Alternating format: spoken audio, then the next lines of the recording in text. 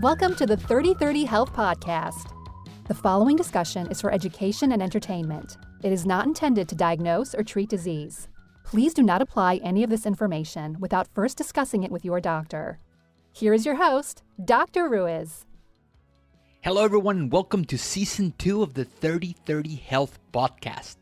I know it's been a long time since my last episode, but as you know, I've been working on some really cool projects that I hope to talk about in the near future. Today's episode is Robb Wolf.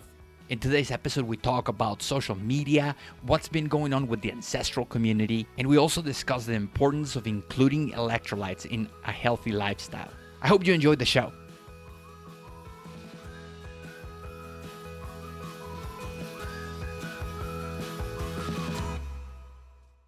Hello everyone, super excited to be here once again with one of the coolest people in this space, And if you don't know who this dude is, you need to just go back to the Paleo Solution files and start at episode 100, Rob. What do you think?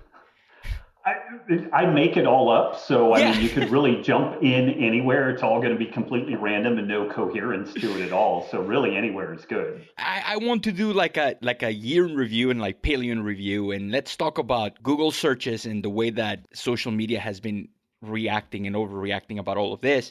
But for anyone that hasn't heard of you, what's your hero story? And that could take an hour, but let's try to keep it to whatever. I'll try to be very succinct. I have always been interested in health and human performance. Fortunately or unfortunately, was born into a family that was not particularly healthy. My mom had a host of interrelated autoimmune diseases. Both parents had type 2 diabetes. I had a sneaky suspicion that diet and lifestyle would probably lead to much better outcomes than what I was seeing for them. And so, pursued a biochemistry undergrad, was looking at either like a naturopathy track or a regular, kind of conventional medical school track.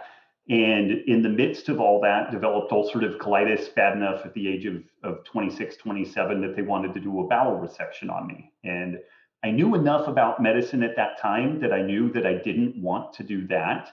And it was right around that time also that this long-standing kind of complex health problems that my mom had been experiencing, they kind of dug up a lot of what the underpinnings were. She had several different autoimmune conditions. She had celiac disease, and everything that she was experiencing kind of mirrored what I had been experiencing. So through kind of an interesting set of circumstances, the idea of a paleo diet or an ancestral type diet got on my radar. And I gave that a shot, and it addressed a ton of the problems that I had. And interestingly, my first foray into, I guess, ancestral eating was an Atkins book. Like, it was kind of a modified, higher protein ketogenic diet. And I've tinkered all along the line, trying to see what I do better or worse with. When safe starches were all the rage, I tried it and I felt like garbage. I've fiddled with more and less carbs. I guess I'm kind of carnivore at this point. Like, I just really pay attention to what my digestion does well with. And so I do a fair amount of animal-based protein, and then avocados, olives, a short list of plant things that I do well with. And I guess I co-founded the first and fourth CrossFit affiliate gyms in the world. And I guess technically, like, my book kind of launched the paleo diet genre. Like, there really wasn't a section in the bookstore for the paleo diet until after the Paleo Solution was published. And so have been fortunate to be, pretty early in a lot of these different things, and then bumped into our mutual acquaintances, Tyler and Luis of Keto Gains fame several years ago. And those guys, I managed to rope them into being my coaches and helping me to kind of get some deeper insight into what I was doing with my nutrition and jujitsu and all that. And that kind of, very superficially takes us up to modern time. It's funny. I specifically said episode 100 because Greg Everett was still, in your show, and John Welburn. And on that episode, you talked about how certain people will be better on a ketogenic track and some people could take advantage of some carbohydrate feeding. And I remember calling Megan and I was like, hey, I was listening to this episode, and Rob said that some people can try things like yucca. And for a long time, I convinced myself that I can do this ancestral diet. There's no way I would perform better with keto. So, long story short, I went through the whole potato starch. That never worked for me. With this craziness that we've been experiencing this past year, my thyroid finally broke, and I have a long history of thyroid disease. So, double down on this. Well, keto doesn't really work for thyroid disease. And sure enough, founded a company with Tyler and Luis. We have a telehealth company, and I wanted to get to know the people that were sending me. I did a boot camp. No shit, I lost 20 pounds in 8 weeks. Right. And I was like, okay, what the hell is going on? Why is it that, my thyroid is not breaking more? I have a lot of energy, and in reality, I feel better than before, to the point that I did it towards the end of 2020, and I did a second boot camp because I'm crazy. It's interesting because you don't have to look far in like online keto land to find people who are, oh, my hair's been falling out. Oh, I haven't had normal libido in 2 years. And I did my first article on intermittent fasting in 2005 for the Performance Menu. And by 2006, like I deeply regretted releasing it because about half of people, it seemed to kind of help them, at least transiently, and about half of people, it seemed to just wreck them. And the folks that were checking out my work were mainly in the CrossFit scene. And when I would ask these people what they were doing, they're like, well, I do a properly structured CrossFit workout, 6 days a week. On my off day, I do hot yoga and a 30-mile ruck march with a weight vest. I had 5 grams of carbs last month, and I intermittent fast 22.3 hours a day on average, and so the folks that were willing to kind of do the fasting piece were also doing every other extremist activity. And it's interesting with Tyler and Luis as kind of coaches, both of them have extreme personalities, but in kind of different ways, but in an intersection that they're kind of like a highly trained hound dog in that their ears, when they hear bullshit, like their ears go up and they just like zero in on it. Like it's almost like mind reading because they've done this so many times. There's just nothing new with them, like they've heard it, they've seen it, and they knew that a little bit of compartmentalized eating is good. Too much was bad. More protein is typically better versus less. Arbitrarily chasing ketone numbers is a disaster, and it's absolutely like the path to hell. And then they really, out of anybody in the scene, they translated what you need to do from a medically supervised ketogenic perspective to like a broader application, specifically with electrolytes.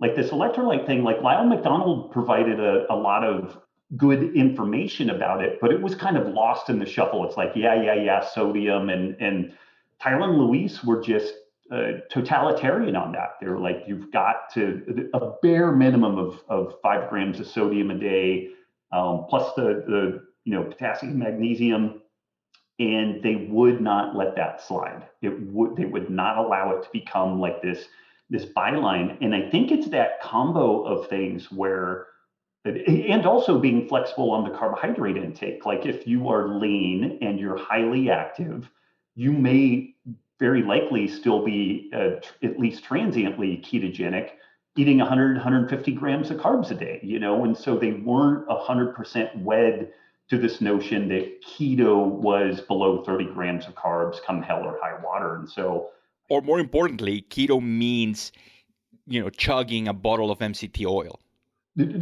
All sides of that, so they weren't wed to this. Whenever I have somebody say that they're having some problems, and then I say, well, what are your macros? And they report a ratio of food. So I get this percentage of protein, this percentage of fat, this percentage of carbs. I know that they're a disaster, and it's the people out in the community that have pushed a percentage-based story versus starting with what's your weight, what's your body composition, let's set your protein, now we'll adjust your carbs, and then depending on what your goals are, we'll adjust your fat, which is the way that Tyler and Luis have historically done this. So it's not any one thing, but if it is the one thing, it's them insisting that you need to address all of these topics, and you need to be rational and sound about it. And that the state of ketosis is cool. It probably has some cool metabolic benefits, particularly from an appetite suppression kind of perspective. But a 1.5 millimolar level isn't necessarily better than a 0.5 millimolar level for any given person, or depending on the circumstance. If you are having problems sleeping, or any of that kind of adrenalized type situation, then there's a pretty good bet that you're not addressing the electrolyte topic properly. So they've been so successful, and something that I pointed out to a lot of people very early on when I was just getting to know them, circling back to this thyroid topic, I was like, if it's just people present a ketogenic diet as a universal assault on the thyroid and the HPTA axis, or like it's just this like frontal attack on it. There's no exceptions. So I'm like, okay, well, I know it's observational, but man, they've got 100,000 people over in this community, most of them female, most of them perimenopausal, and they just don't seem to be dropping like flies over there, and there's not this massive churn. People are there for years at a time, and they're not broken, And so again, it's very observational, but it was interesting that if you were going to see some problems, man, that was a good place to see it, and you just didn't, or to the degree that you did, inevitably, with a little bit of digging, you discovered, oh, you're not actually on point with your electrolytes. Oh, you're really deficient in protein. Oh man, you're trying to fit all of your calories into one meal a day, and you're CrossFitting 6 days a week, and that's not good for anybody under any circumstances, And so I know I'm just kind of rambling on, but those guys were just really good at addressing all of the little niggling pieces that are easy to overlook for sure. And that's where, they reached out to me, because there is a subset of people that do have thyroid problems. But they will have thyroid problems whether they do keto, vegan, paleo, or just a standard American diet. And I'm getting these patients that are like, hey, I did a boot camp, I lost 10 pounds, but I want to get the 20 pounds. I want to be able to deadlift 300 pounds. And it's beyond, their diet. It's physiological. I like endocrinology, because endocrinology is like the nexus between your lifestyle and your physiology. And if your lifestyle is in check and you're not performing, well, maybe there's something wrong with your physiology. But if your physiology is perfect and you don't have the lifestyle, it's like those CrossFitters that don't have any good technique. They're strong and they can lift a lot, but if they got their technique right, they would be, breaking world records at the Olympic level. It was very fascinating, because you go to school, you learn, you read, and you hear this: keto does not work if you have a thyroid problem, as an asterisk, as an aside. As a person, I have Hashimoto's thyroiditis, I have not lost my step. And I think that, there's a lot of fats and there's a lot of things that come and go. And, many years ago, if I was feeling a little bit tired, I would reach for caffeine. Okay. And I would either get like really jittery or be in the toilet. Then I started learning about cortisol, and HPA axis dysfunction. And I have like a bottle of cortisol, desiccated, glandulars. At one point, I was feeling pretty good, but I started getting a cortisol gut. Like I was making myself like pseudo Cushing's, right, with a natural supplement. And I remember, this is like early after I graduated from school. I was sitting there at the office and I was like, man, I have like a little pooch, and I'm gonna do all my techniques that I do, to lose weight, and nothing was working. I was getting stronger and everything, but I was getting this tired. And sure enough, I stopped taking this cortisol thing, and it went away. I was using carbohydrates to kind of fuel me, and now I can just go and reach for, the element. We haven't even talked about that. And it's like, okay, that's what my body needed. It's like that's what's keeping me on the straight. Any insight on that? Or can you connect those two things? Can you connect, like people waking in the middle of the night and having to go to the bathroom, or processed diets and how they supply a lot of the sodium, and then moving to a paleo diet and then being chronically dehydrated? It's interesting. It's another one of these, guilt by association or correlation not equaling causation. Processed foods typically are rich in sodium, and we know that processed foods are a problem. When you look at folks developing type 2 diabetes or insulin resistance, one of the things that goes along with that I think is undervalued as a risk factor for health, particularly cardiovascular disease, is blood pressure. Like everybody really focuses on kind of like lipoproteins and cholesterol, but I'm really in that camp that you need a vascular damage to occur, and then it's the lipoproteins that end up getting involved in all that thing. And one of the main causes of this vascular damage is hypertension, elevated blood pressure. And it's kind of crazy. Like you've got the systolic and diastolic. The systolic is the higher number, the diastolic is the lower number. And anything much above like 70 causes low grade kidney damage. And people just don't know this. You're talking about hypertension. Let's talk about specialty tests and the sexy shit. Let's not talk about like the actual stuff that has evidence that has been, what are you doing, Rob? Are you trying to bring us back to 1970? Right? Because there's nothing sexy about it. There's nothing sexy about it. So we knew that sodium was a factor in this story. So the body holds on to sodium. That causes us to hold on to water. That increases the blood volume. The blood volume goes up. The kidneys get damaged. The vascular system gets damaged. You're more likely to have a stroke. So a low sodium diet is clearly the answer. And we've done low sodium diets again and again, really nicely performed randomized control trials. And they don't do hardly a thing. Like you can just crater folks in their sodium intake. And so long as they're still overfed and hyperinsulinemic, they retain whatever damn sodium is around. And this is where like the DASH diet just really doesn't work all that well.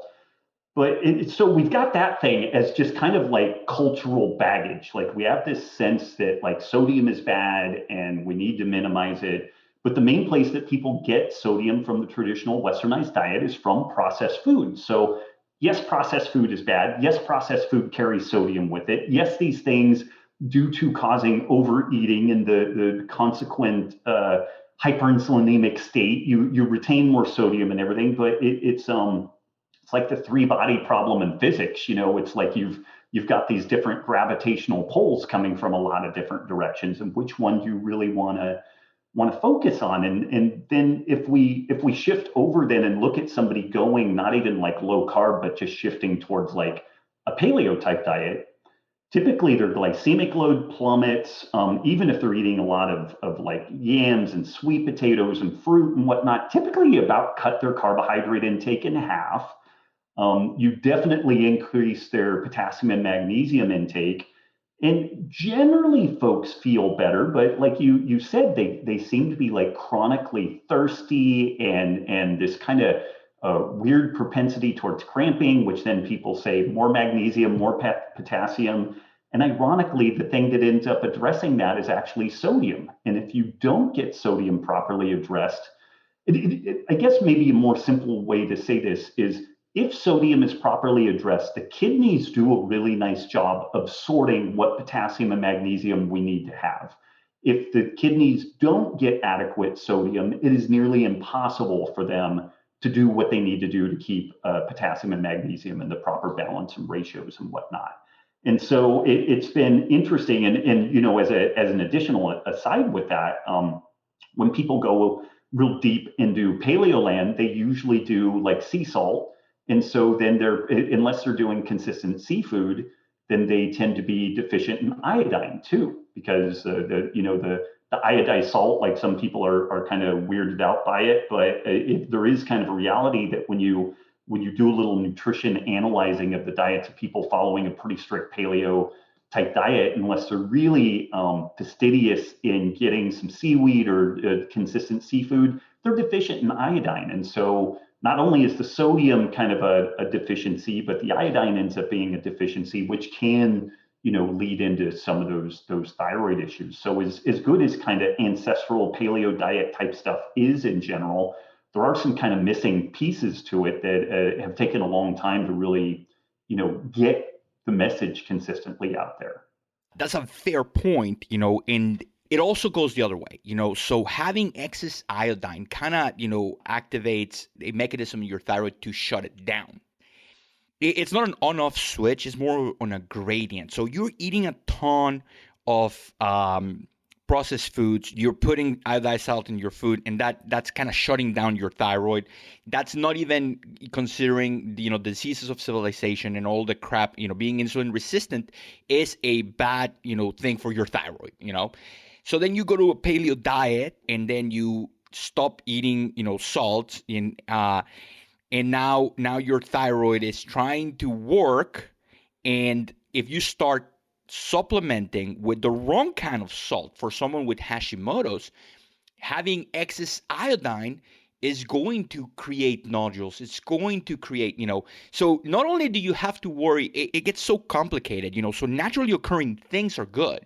But when you get, someone with a high pay grade trying to supplement things in bulk, like, for example, folic acid or iodine and salt, and it's really clear to see levels of Hashimoto's disease in England and in Sweden when they started supplementing iodine in the salt, just skyrocketed. Oh, interesting. Huh. Yeah. Huh. And then, but you still need to find a clean source of iodine. Now, iodine is necessary, but if you're taking thyroid medication, well, that thyroid medication is made of T3 and T4, and that has iodine. Any excess above that is going to shut down your thyroid. So that's where you see people chasing this, this magical dragon where they have to increase and increase and increase and increase, and they end up getting thyroid resistant because thyroid hormone is a hormone. Just like insulin resistance, and then they start, their TSH is like super suppressed, and they still have Hashimoto's or low thyroid symptoms. Well, that's their cells saying no more thyroid, just like they say no more insulin, because if I continue processing either insulin or thyroid, I'm going to create so many reactive oxygen species that I'm going to just kill all these cells. So I would rather you feel like shit and live for 3 months, 9 months to a year than die right now out of ROS damage. So there's a WHO paper from the 70s that says the number one thing that we need to have for a healthy lifestyle is water. Number one, clean sources of water. Number two, no distilled water, in that order. And that's how important. I'm going to shoot you that paper. It's an old paper that, when people were going, to other countries and trying to open new wells and stuff like that. And the WHO was like very, very, adamant that, okay, you don't want to drink Giardia. You don't want to get, diarrhea because that's going to kill you. But if you're going to go somewhere and you're going to try to provide potable water, you better damn make sure that it has some electrolytes. Some minerals in it. Yeah. And that's because they are so important. So now we're dealing with all this, BS in the health world where we try to get this quick fix for something, and we ignore like physiology and we ignore all of these things because it is so important to have that physiology match going back to, your lifestyle, So I do see a lot of people that get the latest and greatest water filtration system, and now they're drinking, distilled water that is making them even more dehydrated on a daily basis, and they continue feeling like crap, So it's funny, I have a Berkey at my house, which kind of like maintains a little bit of the electrolytes. After reading that paper, I was like, okay, I need to get something that cleans my water but leaves enough traces, especially here in Arizona where the water is so hard and disgusting, but still not enough. Right. I've had kind of a notion that could be nuts, but like today I had a couple of cups of coffee, which I mean, these are not. But when we say a cup, it means 8 ounces. I think each of my cups are actually 16 ounces. So, like a cup of coffee in American standards becomes whatever the size of the container is that you have. I think like Tyler rolls with like 64-ounce cups of Dude, coffee, as a side note, have you ever tried to keep up with the caffeine intake of Luis? No, no, because it would be like keeping up with the alcohol intake of John Wellborn and you will die. So, I no, would no. disintegrate from the jitters. Yeah, Yeah, oh, yeah, yeah. No, my head would literally like my teeth would pop out yeah. from my head jittering and everything. But I have this sneaky. People oftentimes say, "Well, where did like Paleo Man get this extra sodium?" And it's a valid question. I think that food source there's actually some hidden potential sodium out in animal products and whatnot when they're not butchered the way that modern butchering practices bleed the animal and whatnot. But I think we also just consume too many liquids, ironically, as you and I are like sipping away at various things. But I dug back in and started looking at some of the historical accounts of like the Hadza, which aren't a perfect, hunter-gatherer example, but it's kind of what we have, but also some of the Ache Indians of Peru and whatnot. And they don't drink a ton of extra water. They're not just like constantly adding water to the mix. And you really hit on this, which is ironically, if you look in a textbook in medical physiology and you look up hydration, hydration is the water and the electrolytes combined. And somewhere along the line, hydration lost the electrolyte piece, became only water. And ironically, we now have people that routinely overconsume water to the point that they end up hyponatremic and can die or be hospitalized from it. So I suspect in many ways we're just kind of over consuming liquids in general, whether it's like coffee or tea or what have you. And it sounds kind of crazy, but we definitely have circumstances where if people don't have adequate electrolytes to add to the liquids that they potentially are going to consume, you can kind of, from a physiology perspective, again, make the case that they'd be better off not consuming liquids until they can balance the electrolytes. And that sounds crazy, but there's a pretty good case to be made for that.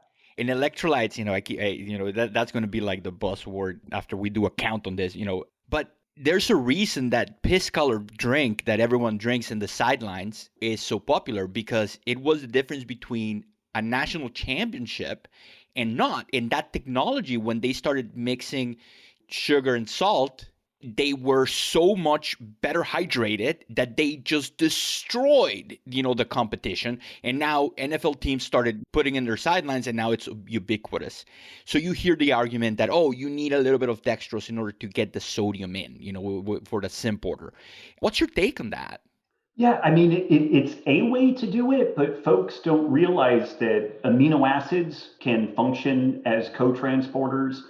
Butyrate can function as a co-transporter. Beta hydroxybutyrate can function as a co-transporter.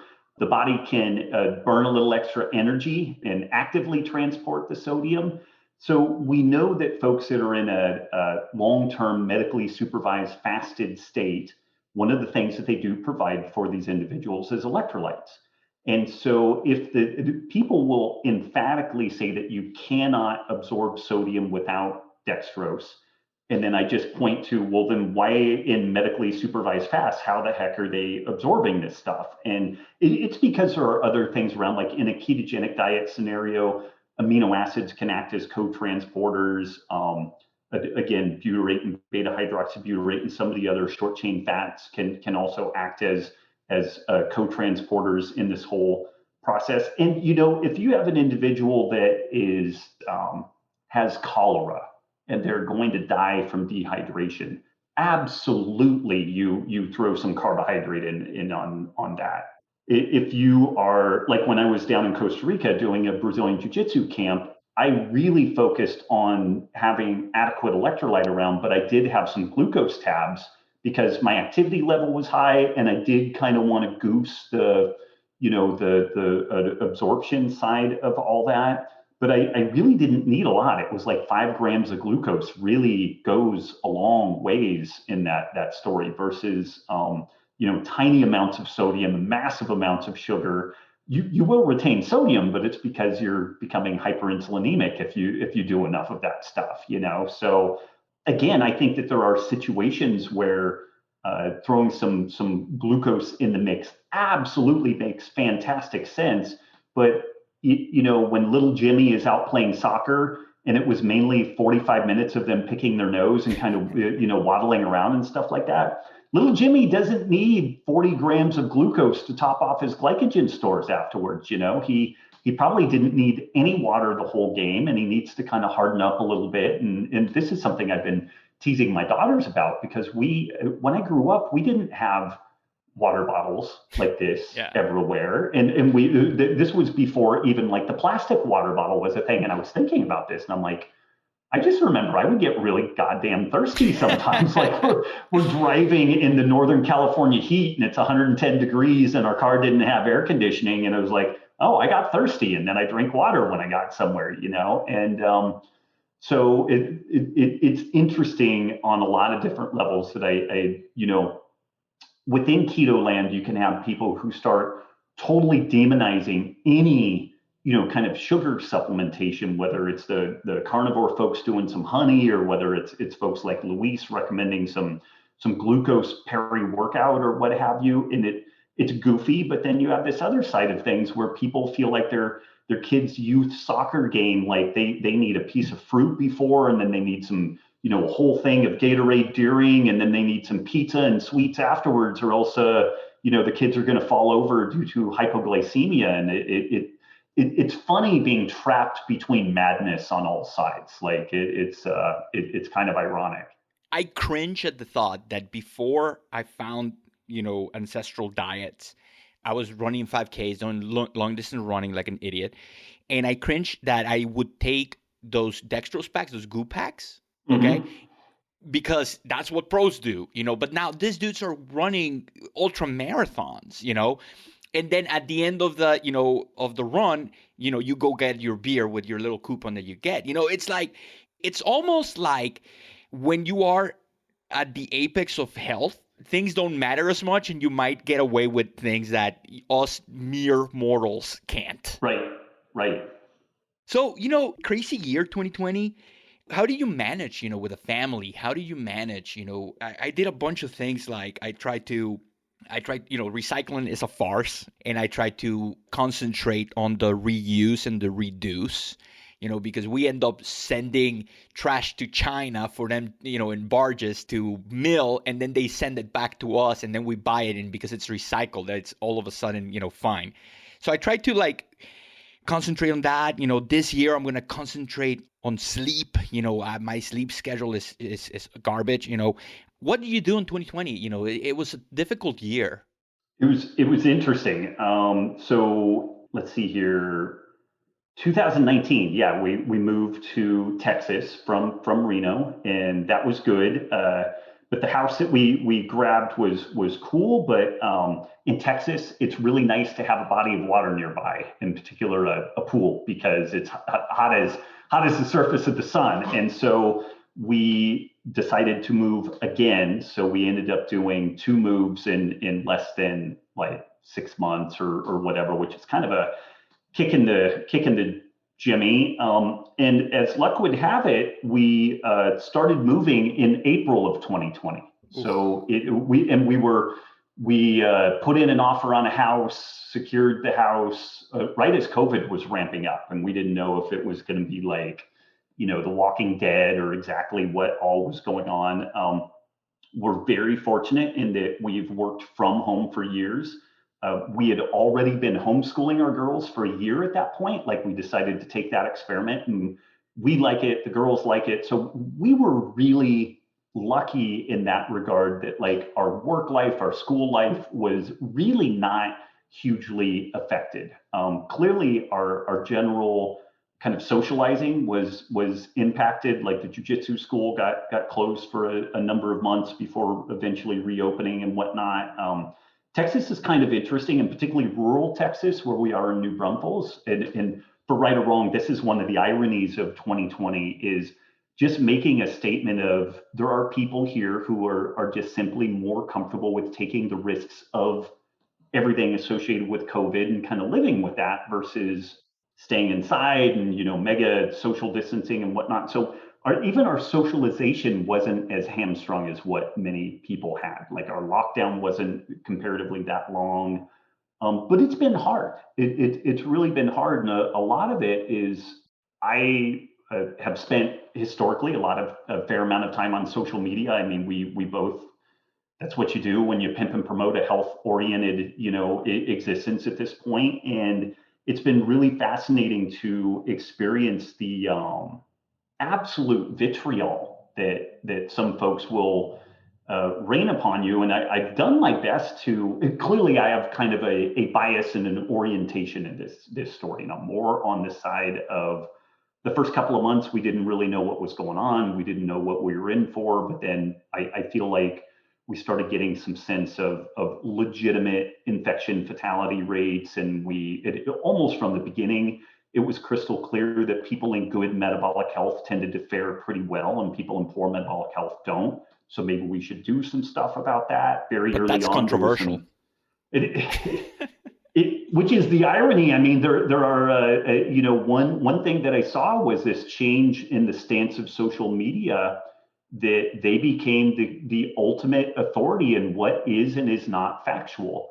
And that's fascinating to me that usually that's handled within a given scientific community. And even then, there's a lot of both criticism and scrutiny, but also latitude. Like if a new idea is put forward, it can be brutally criticized, but it's also circulated and the tires are kind of kicked on it to as a metaphor, I guess. And now we're in this situation, and it's ironic because early in this story, Dr. Fauci said that masks don't do anything, so don't wear a mask. And it turns out that he said that because he was afraid of a run on masks that are vital for frontline workers and whatnot. And so instead of treating the adult population like adults, he treated us all like children, and he lied. And so the irony here is that, Twitter, Facebook, Instagram are in this spot where if you make a statement that is contrary to the accepted medical dogma, then you can and will be deplatformed. And the person leading the charge on COVID, arguably Dr. Fauci, has shifted position multiple times, which actually should be okay in the process of scientific discovery. As a scientist, should be okay. But when you paint people into a corner that there's a metaphorical gun held at your head, and that people are being deplatformed for, making statements that are contrary to the orthodoxy. And this is the thing that makes me crazy. Contrary to the orthodoxy means this is the next insight that we may have. Now, people will counter that and they'll say, well, this may be the lunatic fringe conspiracy theory. And I tell them, well, welcome to a free society. And we have to do some fucking work to be able to navigate that. And this is kind of like raising kids and teaching them right and wrong and study skills and a whole host of things. And I think the most crushing thing for me is that I've seen the baseline of freedom and discourse absolutely disappear. And I see the United States in such an absolutely polarized environment that I cannot envision how we come back together as a nation. And the knock on where that stuff goes is pretty terrifying. I'm a decent student of history, and I just see the U.S. so remarkably divided, and social media taking over such this prominent control in our lives, and the kind of virtue signaling around like these health topics and whatnot, that I see it being very, very dangerous. So, it sounds like a good idea to have a gatekeeper like that, but it's like I would be the first one in line to vote against any tax against sugary drinks. It's very counterintuitive thinking, but if we start taxing sugary drinks, the next thing they're going to start taxing is going to be fats. And now, the price of bacon and the price of chuck roast and can be manipulated, and we end up eating Beyond Burgers and whatever because those are fat free. So we have to have a little bit more. We have to think beyond this. What's the easiest solution? Okay, let's have one person decide what's factual. We've done that, and lots of people end up dying when that happens. And I think that's the thing that, and people think it's kind of crazy talk, but it was at least 6 years ago, maybe 7 years ago, that I was having kind of a back and forth with someone describing that animal husbandry is getting erroneously tied to climate change because of like greenhouse gas emissions and different things like that. And it's not to say it's not concerning, but there's a lot more detail to the story than what the mainstream narrative would have you believe. And that this would ultimately manifest in a leverage of trying to limit, make more expensive, outlaw, stymie the production of animal products for the goal of mitigating climate change. And if you look at the World Economic Forum website, and where they talk about this thing that they're calling the Great Reset, and this is not, it sounds like conspiracy theory stuff. It sounds like it, but when you actually you go to their website and read it, it's they're like, our goal by 2030 is that no one owns private property, and that meat is a once a year condiment that you eat occasionally. And you're going to be really hard pressed to run an autoimmune paleo protocol on the foods that are left available to you in that circumstance. And this is to your point, you could, okay, do you and I agree that sugar in the food system is a problem? Yeah, I think we're probably both like 100%. I would say let's not subsidize it first, like as a beginning, and let's be really, really careful about getting in and starting to tax it or do some other things on the back end, because, oh man, well, butter's bad. I mean, everybody knows butter is bad. It's full of saturated fat. So we need to tax and make that inaccessible. Red meat is bad. So let's tax and make that inaccessible. Diana Rogers, when we wrote Sacred Cow, it's interesting because 2020 was this year of a lot of appropriate discussion about like social justice topics and a lot of things that need to get hashed out and dealt with. But ironically, the people who will most negatively be impacted by this demonization of animal products are the poor and the ethnic minorities, who, one of the main distinguishers between them as a family unit and like a middle class white privileged family is the consumption of animal products. And we're going to make that even less accessible by going down this road. The kids who get more animal products, particularly earlier in life, they are taller, they are healthier, they suffer fewer infections, they have better study habits, like everything is better.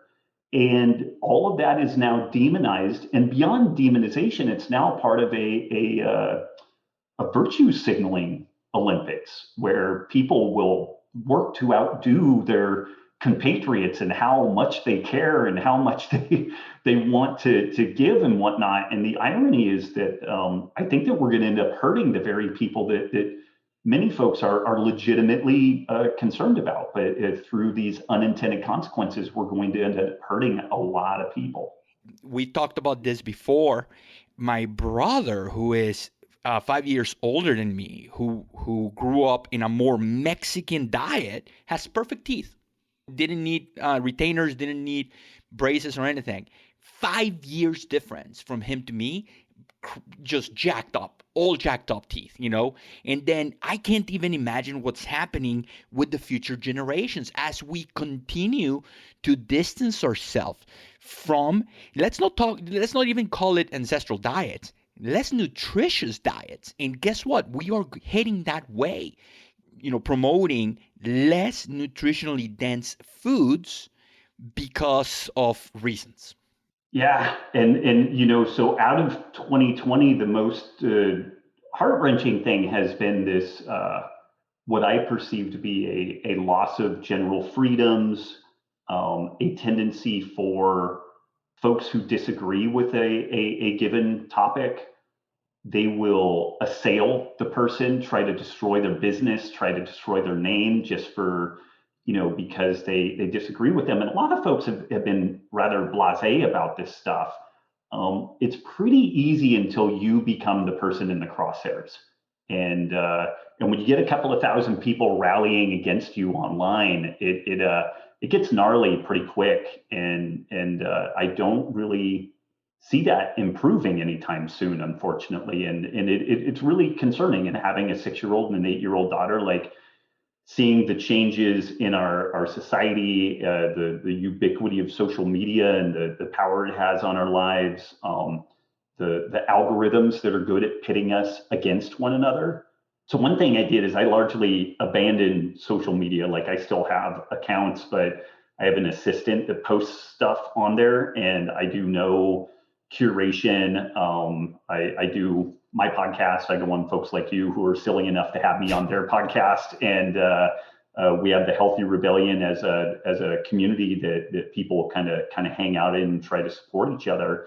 And that's really it. I would have never predicted that I would do that, and it may end up being career suicide in some ways, but it was so depressing to have the constant barrage of kind of negativity. And maybe I'm wrong about all my positions on this stuff. Maybe lockdowns are 100% the way to go, and it doesn't matter that we destroy the global economy and all the suicides attached with people losing their jobs and businesses, and social connections are actually okay relative to the benefit we're getting from it. I don't really believe that, but I'm no longer in a world where I can have that conversation and not face some pretty dramatic blowback potentially. And so I sneak it in a little bit here and there, like venues like this. And other than that, I pretty much keep my mouth shut, which I don't think really bodes well for the future in a lot of ways. Let's move away from the negativity, man. It's like I'm getting depressed just thinking about, the future, because you're right. Especially in the functional medicine camp, we rely heavily on social media. Like, I literally work in a virology lab, experimented with herbs against the virus, and I'm not going to say the name of the virus. Okay. I am part of the board of directors of the school's research board, okay?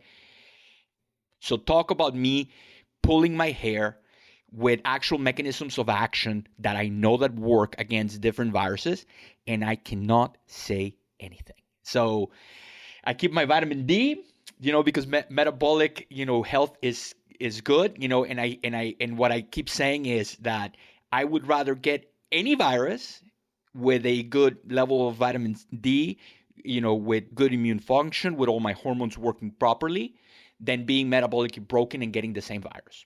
And that's as controversial as I can get. Well, and it's funny, that should be a completely scientifically defensible position, but that is kind of, it's both controversial and people will beat you up for being flaunting your health privilege too. So it's this is the insane world we live in, but that is to some degree why I decided to kind of pull back and just focus on our podcast and our deeper Healthy Rebellion community, because those people have to go through a pretty good selection process to kind of buy in and be part of it. And maybe it's a huge echo chamber. It probably is. And that means I'm going to be even more lunatic fringe, but I actually feel like I moved the needle there, and I enjoy my work and enjoy my life. So that is an interesting thing that I had to let go of some sense of responsibility, honestly, on my part, that is like, hey, I see the world burning down around me. I should do something about it. And I've actually withdrawn in a lot of ways and just focus on taking care of myself, which ironically, that sounds a lot healthier and a lot less codependent than what I was doing before. So, I may look back 5 years from now and be like, man, thank you for all the insanity. Like that was the best move for me personally. But I do kind of wonder, where is my obligation towards the larger need out there, but also when you're going to get your head lopped off trying to do anything to help that, then it's kind of like, I don't know. I guess I did my job and I'm good. There's a Mexican saying, They tried to bury us, but they didn't know we were seeds, So Mm. how do we flower, man? How do we sprout? What is, give us some hope. I do think that decentralization is really the key, and this is part of the problem that I think we face at large. Like, there's too much power that's been centralized within politics, within social media, nutrition. Would the world be better if there were 10 different American medical associations all competing against each other? I really think it would be. And my hope is that people begin to pull the power back to more of a local level. So we source more food locally, we have more interactions locally. It could be that maybe people like you and I always have some degree of an online business that we do and that type of outreach. Or it could be that we go back to there's this big yellow thing called a phone book, and that's where people find us, and we end up doing something crazy, which is serving our local community as a primary deal. But I think that that's the place to focus, and it can be more challenging in urban areas and whatnot. But I think focusing on that resilience within your own life and your own community is a super rewarding thing to do, and I can see glimmers of that beginning, and maybe over the course of time that will pull more of our power and our agency back to the local level. To your phone book example, what if you live in somewhere in Oregon and every single functional doctor around you is a vegan, and now you're trying to talk about ketogenic diets or carnivore diets, and they're like, no, that will kill you. So having that, that flagpole, even when I started at naturopathic medical school at the Southwest College of Naturopathic Medicine, I went in day one and I was like, I'm the paleo kid.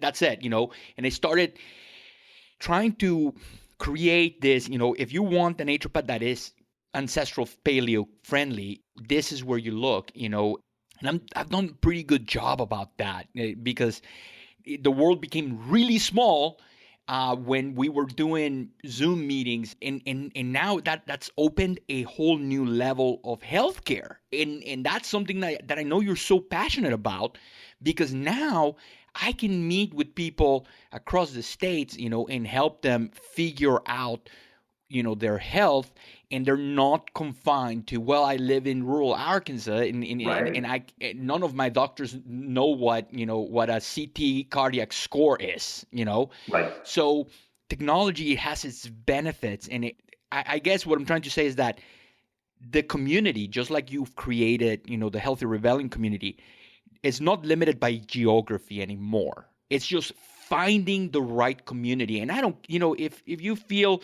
socially conscious that killing a cow is murder and that's it, and you find your little vegan community that is positive, that is science-based, more power to you, Let's use technology to find our community, to get people that think like us, and they're not just an echo chamber, but challenge us and advance health worldwide in your community.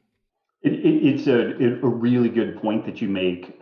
Things like Khan Academy have been incredible because you could have someone who's like the world expert in organic chemistry or something, and whatever it is, and they teach it in a way that is so exciting and so engaging, and you could potentially get that in front of everybody in the world, everybody that would be interested in learning that.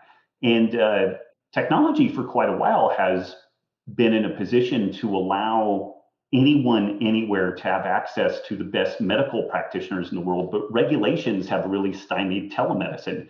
Interestingly, some of the benefits of COVID is that telemedicine is really getting opened up because they see that they need to be able to decentralize this stuff and allow expertise to really shine and get as much reach as possible. So there's definitely reasons to be optimistic too. It was the AMA who was, we need more general practitioners, but no general practitioners are not, going to general practice because they can make more money being an orthopedic Right. surgeon, but they had no solutions. So now, if we are savvy enough and we can get people trained like Cresser has been doing, with health coaching, if we can get communities like the Keto Gains community, like the Healthy Rebelling community, and really stretch the reach that we have, we can help a lot of people. It's just that, there's going to be challenges. There's going to be a lot of nannying. There's going to be a lot of, pushback. But I think that, if your intentions are good, if your heart is in the right place and you really truly care about people, I think that this is just going to be another explosion in helping others, if we do it the right way. Any parting thoughts? I saw that you got a new belt. Yeah. Got my brown belt in jiu-jitsu. Nikki got her blue belt, so that's pretty exciting. And just keep chipping away at things. Whatever it is that your life is presenting to you. My health is dramatically better than it was 22 years ago. I still have some niggling issues that I continue to fiddle with. It's kind of like a loose tooth that I just refuse to leave it alone. And I think that tenacity, definitely goes a long ways, and very grateful for people like you doing what you're doing. Like you have been a shot in the arm of excitement and, entrepreneurial spirit and innovation. And so it's awesome to see the younger whippersnapper generation. I stand on the shoulder of giants, man. If it wasn't for me in my little basement gym in Florida, which is so weird to have a basement in Florida, listening to episode 1 of the Paleo Solution podcast and following you all the way along, and then buying your books, and then deciding that, hey, I need to become a naturopath, we wouldn't be here talking. So thank you so much for everything that you're doing. Dude, how can people connect with you? How can people go to the Healthy Rebellion? We didn't even talk about Element, which ticks all the check marks on being a clean salt, being a good mix of potassium, sodium, and magnesium. It's easy to carry and tastes pretty damn good, we developed it with Tyler and Luis, and I think we kind of sang their praises enough. Like it's informed from the tens of thousands of people that they have worked with. I had a conversation with Tyler, and I was like, dude, we're in Toronto at a conference, and I was like, dude, if you guys are going to pull forward with this project, don't include iodine in your salt, because, there's people that are going to need a little bit extra iodine, but you're excluding everyone that has thyroid problems, so I just love it.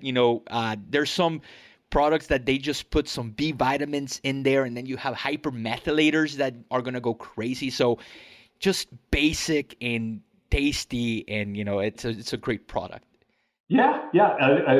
Probably robbwolf.com. Like, you can track down most all the other links to everything else from robbwolf.com. Awesome. Well, thank you so much, Rob. I know you're a busy dude. Hopefully we'll have conferences this year, and I get to, shoulder tap. I don't know what we're gonna do. Like sensei. Bow. Oh no! I hug everybody. So I'm coming in hard. So, I don't know. Well, just don't choke me out, man. Yeah. Nope. Easy day. Awesome, dude. Thank you so much for your time, and I'll talk to you hopefully very soon. Okay. Take care.